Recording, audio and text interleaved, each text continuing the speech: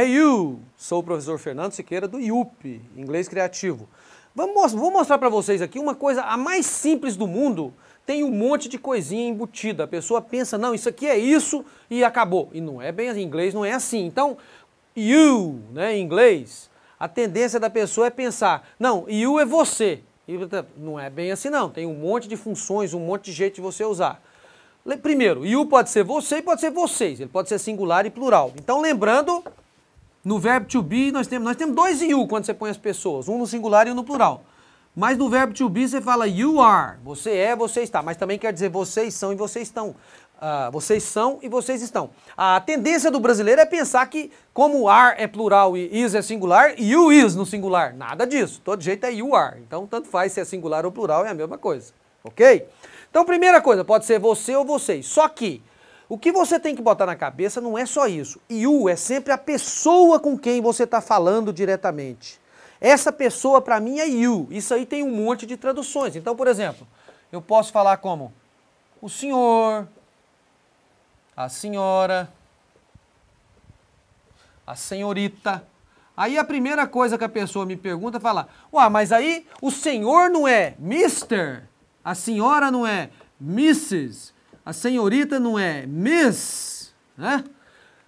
Isso aqui, na verdade, é um pronome de tratamento, o jeito de usar é totalmente diferente. Você usa isso aqui geralmente quando você põe o nome da pessoa, senhor tal, senhora tal.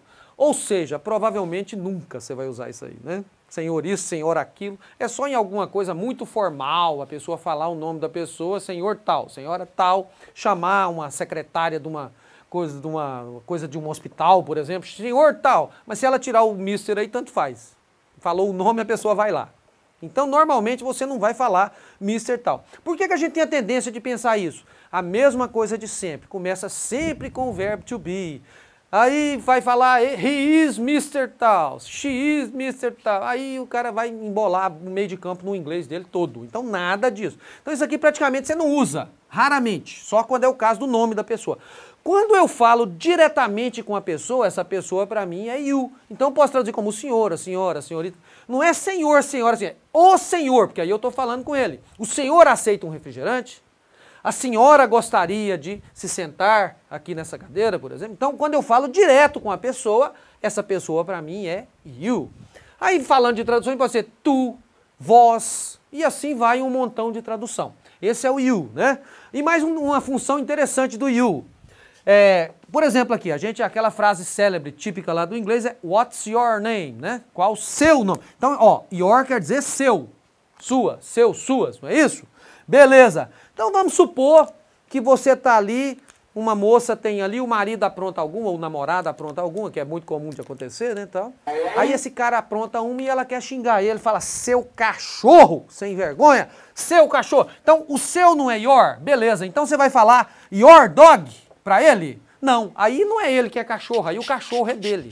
Quando você fala your, é da pessoa com quem você está falando, e não seu, sua de coisa. Quando você vai xingar a pessoa, seu isso, sua aquilo, você vai usar o quê? You e o adjetivo, you dog. Se for a cadela, que é pior, you bitch, né? Tal, ok? Então, you adjetivo quer dizer seu isso, sua aquilo. Então, olha só, o tanto de função. E vamos ver aqui agora mais uma variação ainda da tradução. O you ainda tem uma coisa interessante, que ele é do pronome reto, oblíquo, né?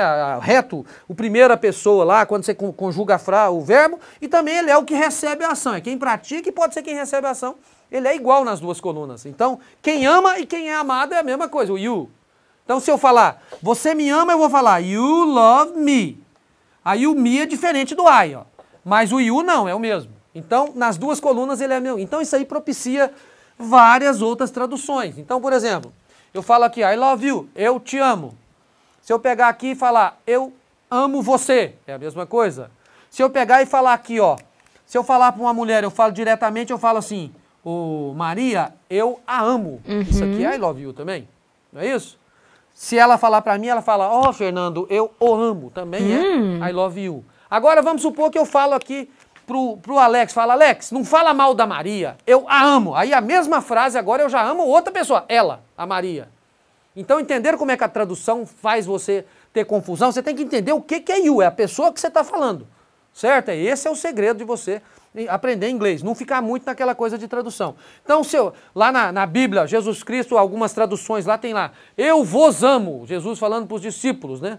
Certo? Então seria you, I love you, a mesma coisa. E o cara que foi traduzir é que fez a bagunça lá, toda na confusão da língua, mas mais ou menos a mesma coisa. Então, resumindo, pessoa com quem você fala diretamente, you. Se for alguma coisa que é dessa pessoa, your, de posse.